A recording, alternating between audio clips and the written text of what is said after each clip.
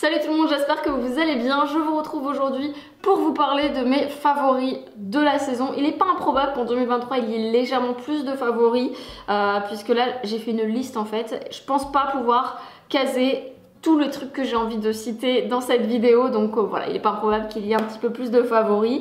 Petit disclaimer au passage, malheureusement en 2023, on est toujours obligé de faire des disclaimers si ce n'est plus, j'ai l'impression. Je vais certainement citer des marques avec lesquelles j'ai pu collaborer dans l'année passée, mais c'est des produits que j'ai adorés, donc voilà, je vais les citer parce que je les adore et c'est tout. Voilà, je tenais à le dire, cette vidéo n'est pas sponsorisée, à mon grand regret, mais c'est parti, on attaque. Un truc que je voulais absolument faire, c'était prendre des cours de poterie cette année. Donc c'est chose faite puisque je me suis inscrite et j'ai commencé mes premiers cours en janvier. J'ai demandé à une copine qui a invité d'autres copines et du coup on a un petit groupe de 4 comme ça et franchement on passe de trop bons moments. Pendant 2 heures, on fait que de la poterie. Ça me fait beaucoup de bien, ça me vide la tête. Ça assouvit aussi mon besoin de créativité. J'apprends plein de techniques différentes. Enfin franchement, j'adore. Je suis pas encore passée au tour, mais ça ne saurait tarder.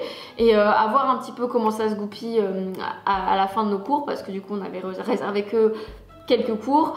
Voir si on continuerait pas du coup un petit peu, je ne sais pas parce que je déménagerai pas voilà, dans l'immédiat. Il me reste encore quelques mois dans la région, donc à voir, mais vraiment j'adore. Pour rester dans le thème de choses créatives, il n'y a pas si longtemps, j'ai fabriqué ma première banane. Je vous mettrai dans la barre d'infos le patron si jamais ça vous intéresse, puisqu'il est franchement très facile. Ça faisait longtemps que je n'avais pas fait de couture et ça a été très simple. Je crois même que c'est la première fois que j'utilise un patron de couture, hein, pour être tout à fait honnête. Faudrait, ah mince, j'avais mes écouteurs.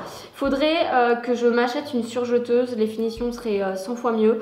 Mais voilà, pour le peu de couture que je fais, je sais pas si réellement ça vaut la peine. Si vous avez un modèle de surjeteuse pas trop cher, voilà, pour les gens qui débutent et qui n'en font pas non plus tous les jours de la couture, n'hésitez pas à me dire parce que c'est vrai que je commence à me renseigner un petit peu, mais je la trouve très sympa. C'est la première fois que je possède une banane. En fait, je suis partie en train la dernière fois, j'avais pas du tout envie de me charger. Je voulais vraiment prendre l'essentiel, j'avais envie d'une banane grande mais pas trop XXL parce que je suis pas très grande, donc j'avais pas envie que ça fasse trop large. Je trouve que la taille elle est vraiment parfaite. J'ai pu glisser un petit roman de poche, enfin voilà, franchement je la trouve très bien. Le tissu aussi en velours côtelé comme ça de cette couleur, je trouve que ça va avec tout. Enfin, je suis très contente de ma banane et de ma réalisation, j'ai envie de vous dire, voilà, écoutez. Alors là ça va être une toute autre ambiance, mais je vais vous parler de ces petits tubes d'homéopathie. Donc c'est Oscillococcinum, je pense que vous en avez déjà entendu parler. Moi c'est la première année en fait où j'en prends. Les 2 dernières années on a été très malade à la maison. De toute ma vie, je crois que je n'ai jamais été autant malade que ces 2 dernières années. Nos enfants aussi ont été malades. Alors c'est pas des grosses maladies, mais voilà, un rhume, un début de grippe, etc. J'ai commencé ça, je l'ai pris quand on est parti en fait à Venise. Mon chéri commençait à tomber bien malade et je me suis dit bon allez vas-y, il faut qu'on prenne la dose tous parce que j'ai pas du tout envie qu'on soit tous malades à Venise. Il s'avère que en fait ça se présente comme ça sous le petit tube en unidose. Il y a plein de petites billes, on met tout ça sous la langue, on laisse fondre et on en prend un par jour. J'ai boosté toute la famille avec ça et très clairement pour nous c'est passé à la trappe alors que je commençais vraiment le matin à être pas très bien sur le départ. Là pareil, mon fils a été pas très bien à nouveau il n'y a pas si longtemps que ça. Je l'ai reboosté en lui donnant des petits tubes comme ça et c'est passé un petit peu à la trappe aussi. Donc voilà, je pense que ça vient réellement de ça. Après voilà, moi je suis assez adepte des produits naturels, j'utilise pas mal d'huile essentielle, etc. Mais c'est vrai que ça c'est pas quelque chose que j'utilisais avant et je vous avouerai ça coûte un petit bras. Mais franchement j'ai bien l'impression que ça fonctionne. Ensuite une marque dont je vous ai déjà parlé plus d'une fois sur les réseaux sociaux parce que c'est vraiment là-bas que je travaille avec eux, c'est la marque Wild. Un gros coup de cœur pour ce déodorant que j'utilise depuis des mois maintenant. J'ai converti plusieurs membres de ma famille à ce déo et qui est en fait un déodorant rechargeable. Alors attendez. Hop, vous avez juste après à glisser une petite recharge comme ça qui est compostable. Pour moi c'est des détails comme ça mais qui font la différence parce que voilà, j'essaie de réduire au maximum mes déchets. J'ai un compost donc c'est des choses qui me parlent en fait. Et avant toute chose c'est un déo qui a une bonne compo et surtout qui fonctionne. Et je tiens vraiment à le dire et c'est pour ça que je le mets dans mes favoris parce que ça fait des années que je cherchais un bon déodorant. Je l'ai trouvé avec cette marque, c'est pour ça que je me voyais pas ne pas le mettre dans mes favoris parce que c'est vraiment un déo que j'ai complètement adopté. J'ai pu tester vraiment plein de marques différentes, naturelles, bio ou pas. Pas forcément des déodorants, mais je pense notamment aussi à Nude, là, c'est une espèce de pommade que vous appliquez. Je l'ai essayé, mon chéri l'a essayé et franchement ça fonctionne pas du tout chez nous en tout cas. J'avais l'impression même que je transpirais plus, que je sentais encore plus mauvais qu'habituellement en ne mettant rien en fait avec ce truc. Après, je lui ai laissé sa chance, hein, même mon chéri, hein, pendant très longtemps, on a laissé sa chance à ce produit et on sentait très mauvais. Mais franchement, nul. Moi, je n'ai absolument pas aimé. Et pour le coup, cette marque-là de déodorant, ça a complètement changé la donne. Je vous avouerai que la première fois qu'on m'a proposé la collaboration, j'ai fait un de plus en fait. Et j'étais pas très convaincue au départ. Et j'ai bien aimé en fait le fait que ça se recharge, c'est ça qui m'a fait dire bon allez je veux bien accepter de le tester et en fait j'ai adoré, je l'adore, il y a des senteurs complètement différentes, ils font des éditions limitées aussi, enfin franchement j'essaierai de voir si j'ai un code promo à vous partager, je suis pas certaine mais voilà, je vous mettrai tout ça dans la barre d'infos si jamais vous êtes intéressé, mais si vous cherchez un bon déo, une bonne compo et avec un côté vraiment pratique en fait aussi qui se recharge, ne cherchez plus. Heureux hasard, j'ai récemment commandé ma crème de jour qui a été perdue par la poste et sauf que j'avais la peau qui m'arrachait, ça me tirait etc. Et je me suis dit écoute prochaine course, tu cherches pas à comprendre, t'achètes une crème. Je commençais à regarder parce que je fais mes courses chez Lidl, hein, je pense que c'est plus un secret pour tout le monde. Et je regarde dans le rayon un petit peu les crèmes qui pourraient correspondre à ce que j'achète habituellement, donc à savoir une bonne compo etc. Et je suis tombée sur cette crème, mais vraiment le hasard qui coûte la maudite somme de je sais pas 2 € et quelques. Je la trouve hyper agréable à appliquer. Quand je me maquille, il n'y a pas d'effet de matière. Parfois, ça peut arriver que ça peluche ou quoi que ce soit. Là, c'est pas du tout le cas. Elle pénètre très très rapidement. Je l'ai tellement aimée que je vous avouerai que j'en ai racheté 2 tubes d'avance. Mon chéri l'a essayé, il aime beaucoup et pourtant on n'a pas du tout le même type de peau. Du coup je pense que je vais en racheter encore parce que je crois pas qu'elle soit tout le temps d'actualité. Celle-ci c'est à la grenade du coup et j'ai vu qu'il y avait une promo en ce moment et que voilà elle était un peu en tête de gondole, donc je pense pas que ce soit toujours en rayon. Donc j'ai envie de me faire un petit stock quand même avant qu'il n'y en ait plus. J'ai du coup aussi acheté la crème de nuit qui est je pense peut-être un petit peu plus riche, mais elles se valent quand même assez. Au niveau du prix c'est le même prix. Si vous cherchez une crème, franchement testez, ça coûte 2 € et quelques, testez. Si vous avez comme moi habituellement une crème qui coûte bien plus cher, bon, hein, testez parce qu'elle est pas mal. Je reste dans les produits de beauté, je vais vous parler de ce mascara. Pareil, c'était une promo en fait à Lidl et moi ça fait des années que j'achète en fait les mascaras de la marque Maybelline. Alors j'alterne parce que généralement j'essaye d'acheter quand il y a des promos etc.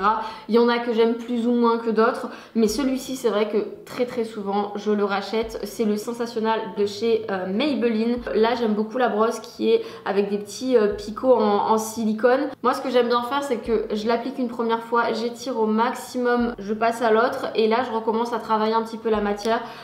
C'est comme ça que je l'utilise. Il fait des longs cils sans faire des paquets. Ces dernières années à chaque fois on me demande quel mascara j'utilise. J'alterne pour être tout à fait honnête, mais je reste chez Maybelline parce que voilà, j'ai pas envie de mettre plus d'argent dans un mascara et qui plus est L'Oréal ou quoi, je suis pas fan généralement de leur mascara.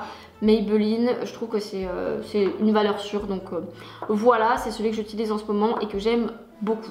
Je vais vous parler maintenant de ce flacon spray que j'ai acheté chez Action pour moins de 2 €, hein, je saurais plus vous dire, mais voilà, c'était pas très cher. J'ai trouvé au rayon beauté. Je cherchais absolument en fait un spray mais qui ait une diffusion un petit peu brume, on va dire, plutôt qu'un vrai pchit où t'as vraiment le spray comme ça un peu plus en jet. Je sais pas si mes explications sont terribles, mais je vais vous expliquer pourquoi. Puisqu'en fait ma fille a les cheveux très fins et quand en fait je dois la coiffer, si ses cheveux sont pas un peu humides, il y a toujours des petits cheveux qui volent un petit peu partout et c'est vraiment pas pratique. Et si je veux que sa coiffure tienne quand même pas mal dans la journée, je suis obligée d'humidifier ses cheveux. Donc sans devoir passer par la case tiens je te mouille les cheveux tous les matins, je trouvais qu'un brumisateur c'était pas mal, et celui-ci il fait vraiment très bien le job parce que le spray est vraiment diffus en fait. Donc voilà, si jamais c'est un truc que vous cherchez, ne serait-ce que pour vos plantes en fait, c'est vraiment pas mal aussi pour les plantes. Regardez celui qui est au rayon du coup beauté chez Action, il est très bien. Il y a de ça quelques mois, j'avais fait une vidéo remise en question où vraiment je me questionnais un petit peu sur mon avenir, on va dire, sur les réseaux sociaux, que ce soit YouTube, Instagram, je me tâtais à aller sur TikTok à ce moment-là. Enfin vraiment j'étais un peu dans une grosse période de remise en question, de me dire qu'est-ce que je peux bien faire avec toutes ces nouvelles personnes qui arrivent. Moi j'ai commencé, ça va faire 10 ans cette année. C'était forcément pas du tout la même chose avant qu'aujourd'hui, on était beaucoup moins aussi. C'était pas les mêmes formats de vidéos non plus. Enfin, il y a beaucoup de choses qui ont évolué, et c'est vrai que je me suis pris un peu une claque ces derniers mois où je me suis dit qu'est-ce que je veux faire en fait, tout simplement parce que je me retrouve plus forcément dans le contenu qui est proposé et dans ce que moi j'ai envie de proposer. Et du coup je me suis lancée sur TikTok. Au départ je me suis dit comme ça me permettra peut-être de faire des vidéos plus courtes et de continuer des DIY par exemple ou des choses comme ça. Et en fait à vrai dire j'adore ce format, vraiment. Je pensais pas, parce que je vous mettrai les vidéos où j'ai pu en parler les mois précédents. J'étais pas hyper emballée par le format, à vrai dire je connaissais pas tant que ça, j'avais l'impression que c'était un milieu très jeune, ce qui est quand même assez le cas je pense. Mais mine de rien, j'ai quand même des gens qui me suivent, qui me correspondent, qui me ressemblent, et je partage beaucoup de choses là-bas que je ne partage pas forcément sur Instagram, parce que en fait ces dernières années Instagram ça m'a un peu gonflé dans le sens où je partageais beaucoup de trucs en story et puis en fait au bout de 24 heures ça disparaît. Alors oui, tu peux toujours les remettre à la une, mais en fait il n'y a pas forcément tout le monde qui regarde et après on te repose la même question et c'est lassant en fait. Et du coup je me suis dit écoute, tous les hauls que je faisais rapidement en fait en story, écoute je vais les faire maintenant sur TikTok. Il y a pas mal de choses comme ça qui ont évolué, ça me permet aussi de dégager un petit peu plus de temps pour faire un contenu que je faisais même plus en fait par manque de temps, parce que voilà, je suis aussi à temps plein maman de 2 enfants, donc ça prend quand même pas mal de temps. Et voilà, et donc je fais des trucs sans prise de tête, des unboxings. Là je vous présente un objet d'ailleurs que j'ai fait en unboxing sur TikTok. Bref, je me régale, c'est un contenu que j'adore, très spontané. Ouais, non franchement c'est chouette, et je fais même des formats de vidéos que j'ai jamais fait ailleurs. Donc c'est plutôt cool. Je me régale à créer du contenu là-bas, et je suis pas non plus happée par les réseaux plus à m'être mise sur TikTok. Chose qu'on peut penser en se disant tiens, si je me rajoute un réseau en plus, je vais être tout le temps constamment sur mon téléphone. Je vous avouerai que moi c'est vraiment l'inverse. Au contraire, je suis beaucoup moins sur les réseaux sociaux depuis que je me suis mise sur TikTok. Je vous disais que j'avais fait un unboxing récemment sur TikTok et je parlais notamment de cet objet qui est mon petit Morphée qu'on utilise depuis un bon gros mois je crois. Et en fait notre fille avait du mal à s'endormir de plus en plus, et on s'est dit écoute, on va essayer, qui sait, ça va peut-être lui permettre d'être un petit peu plus apaisé, etc. Je ne dirais pas que cet objet a complètement changé notre quotidien, puisque ça a été une petite routine qu'on a mis en place petit à petit, mais je pense que ça y a quand même fortement contribué. Mon chéri du coup n'était pas là les premiers jours où on l'a utilisé, et quand il est rentré il m'a dit ça marche bien ce truc là. Donc voilà, moi je saurais pas vous dire, j'aurais pas un avis aussi tranché que lui, mais je pense que ça a fortement contribué au fait qu'elle soit un peu plus apaisée avant de se coucher. Pour vous faire un bref récap de cette petite boîte, en gros vous avez un temps d'histoire ou de musique, je sais plus exactement à quoi ça correspond, nous on met toujours le plus long. Donc soit vous avez une méditation à faire avec votre enfant, soit vous avez une méditation que votre enfant va pouvoir faire seul. Moi j'ai surpris plus d'une fois mes enfants à faire la méditation seul, à inspirer, expirer, etc. Et vraiment ils aiment beaucoup. Je trouve que ça peut être pas mal pour un enfant qui par exemple va être un peu agité, pour le pouvoir voilà, lui faire un espèce de petit retour au calme tranquillement. Je trouve que le fait de lui mettre cet objet entre les mains, ça peut aider. Il y a également de la musique, il y a également des bruits blancs et après en fait votre enfant va choisir un animal. Donc ça c'est ce qu'on fait nous dans notre rituel du soir, on lit l'histoire, ensuite j'éteins la lumière, les enfants vont chacun dans leur lit et un jour sur deux pardon, on alterne. Soit mon fils choisit un animal et ma fille du coup va choisir un lieu et vice versa. Donc il va y avoir vraiment des histoires différentes, très posées, très lentes un petit peu dans le style de la sophrologie avec des petits temps d'arrêt entre certaines phrases etc. Et des petits moments aussi où on demande à l'enfant d'inspirer, d'expirer, de se mettre en fait en condition avant d'écouter l'histoire. Je trouve que c'est vraiment pas mal et moi vraiment elle a été adoptée du jour au lendemain cette petite boîte et il aime beaucoup donc voilà mon avis du coup sur cette boîte. Et forcément comme ma fille dort à nouveau maintenant seule, je vous avouerai que j'étais obligée de la mettre dans mes favoris. Récemment j'ai découvert la marque Coro avec laquelle j'ai collaboré en fait en ce début d'année et il y a des produits que je vais racheter mais sans hésitation, à savoir notamment tout ce qui est petites graines etc. parce qu'il y a des trucs qu'on consomme tout le temps et que j'adore, donc notamment je pense à ces noix de cajou, c'est un délice. J'arrive pas à me retenir d'en manger, c'est horrible.